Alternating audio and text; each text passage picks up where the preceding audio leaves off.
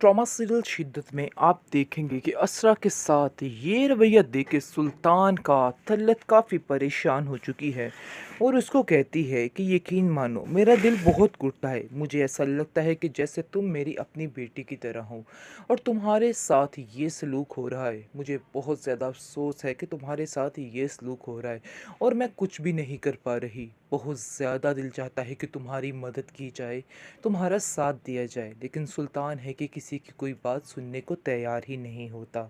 मैं तुम्हारी गुनहगार हूँ, तुम मुझे माफ़ कर देना। जिस पर आप देखेंगे किस्सा कहती है कि इन सब बातों में आपका क्या कसूर है। आपका इन सब बातों में कोई कसूर नहीं है, कसूर तो सिर्फ मेरे नसीब का है जो इधर थे। आगे से इसरा उसको समझाने की कोशिश करती है तलत कि तुम परेशान मत हो इसरा, सब ठीक हो जाएगा। मैं दोबारा उसको समझाने की कोशिश करूँगी और बार बार ये कोशिश करती रहूँगी। यकीन मानो कि हाला भी तुम्हारी वजह से काफ़ी परेशान है, क्योंकि वो भी सुल्तान के इस रवैये को बड़े अच्छे तरीके से जानती है और जानती है कि सुल्तान तुम्हारे साथ कुछ ठीक नहीं कर रहा है। इस चीज़ का उसको बहुत ज़्यादा दुख है, जिसको सुनकर वो कहती है कि तुम अपने घर वालों को कोई भी बात मत बताना, ऐसा ना हो कि बात का पतंगड़ बन जाए। और मैं नहीं चाहती हूँ कि घरों में कोई तमाशा लगे, इसलिए बेहतर यही है कि अपने घर की बातों को घर में ही सुलझा लेना चाहिए। बाहर जब बातें जाती हैं तो काम ख़राब हो जाते हैं, इसलिए मैं नहीं चाहती हूँ कि ये बातें सारी बाहर जाएं और तुम्हारे और सुल्तान के दरमियान कोई बातें करे। इसलिए बेहतर यही है कि ज़्यादा कोशिश किया करो कि दोनों मियाँ बीवी बैठ कर अपनी बातों को सुलझाया करो, ताकि किसी तीसरे को अंदर आने का मौका ना मिले। आगे सिस्रा उसको कहती है कि तीसरे को मौका सुल्तान देता है, मैं नहीं देती। वो इस तरह के मसले मराहिल पैदा कर देता है कि मसले सारे ख़राब हो जाते हैं और मुझे ख़ुद को समझ नहीं आती कि आखिर ये क्या हो गया है। यकीन मानिए कि मैं बहुत कोशिश कर रही हूँ और सच्चे दिल से कोशिश कर रही हूँ कि मैं इन सब रिश्तों को निभा दूँ, लेकिन मुझे नहीं लगता कि सुल्तान ये सब कुछ करेगा और ज़्यादा देर इस रिश्ते को चलाएगा, क्योंकि उसकी भी अब बस हो चुकी है और मेरी भी अब बस हो चुकी है। अब मज़ीद कुछ भी नहीं हो सकता। अपनी बीवी के बारे में एक लफ्ज़ नहीं सुन सकता हूँ। मुझे शदीद अफ़सोस हुआ असरा तुम्हारी सोच पे। आखिर तुम ऐसा कैसे किसी के बारे में कर सकती हो? कैसे इतने बड़े इल्ज़ामात लगा सकती हो?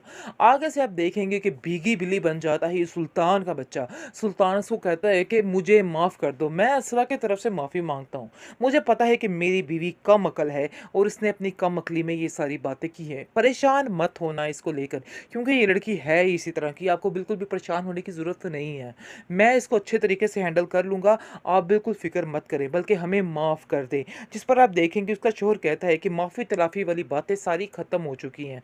हम आपसे कोई माफ़ी नहीं चाहते और ना ही आप लोगों से कोई ताल्लुक़ वास्ता रखना चाहते हैं। बहुत ज़्यादा सुल्तान अंदर ही अंदर खुश है, क्योंकि सुल्तान ने बड़ी ही चालाकियाँ की हैं, बड़ी ही बेईमानियाँ की हैं इस बेचारी इसरा के साथ, और इसरा बेवकूफ़ लड़की को अभी तक समझ नहीं आ रही कि आखिर असल मसला कहाँ पे बना और क्यों बना और कैसे बना। वो अभी भी समझ रही है कि सुल्तान बिल्कुल ठीक है, लेकिन जब ये पर्दा फाश होगा तो असरा को चाहिए कि 4 5 6 चपेड़े इसके मुंह के ऊपर लगाए, क्योंकि ये इंसान जो है बहुत ही शातिर इंसान है। इसने उस बंदे को इससे दूर कर दिया जो इससे मोहब्बत करता था, क्योंकि कहीं ना कहीं ये इंसान भी जानता था कि मशल अपनी दोस्त पर जान निछावर करती है, उससे बेहद प्यार करती है, लेकिन इस चीज़ का बदला लेने के लिए उसने ये सारी हरकतें की, ये सारी गेम रचाई। इसलिए वो बेचारी एंड पर थक हार कर मशल अपने घर से यानी कि घर छोड़ने पर मजबूर होगी और दोनों मियाँ बीवी फैसला कर लेते हैं कि हम ये घर छोड़कर चले जाएंगे। तल्लत बेगम बहुत हैरान है कि आखिर क्या हुआ।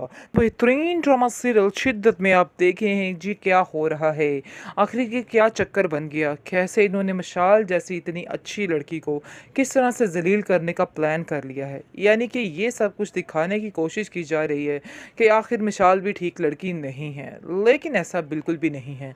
वो सिर्फ़ और सिर्फ असरा की खातिर ये सारी बातों को कंट्रोल कर रही है, क्योंकि उसे हर बार गुस्सा आया है जब जब सुल्तान ने असरा को जलील किया है और सबके सामने उससे बदतमीज़ी करने की कोशिश की है और उसने इस बात का खरा जवाब दिया है।